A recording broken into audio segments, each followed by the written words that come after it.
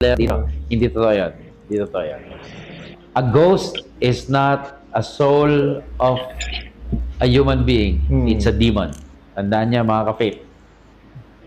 Ang mga multo na tinutukoy ay hindi kaluluwa ng mga tao. Lalo tigit magno-November 1. Huwag kayo maniwala doon. They are all demons in disguise. Okay?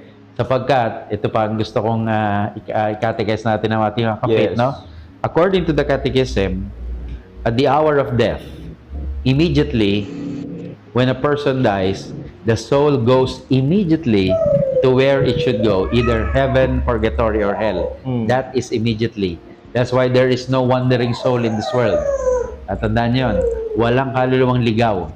Meron man kayong makita, kahit itsura yan ng lolo at lola nyong namatay, demonyo yan. At kayo'y nililin lang. Ito, masasabi mo pa,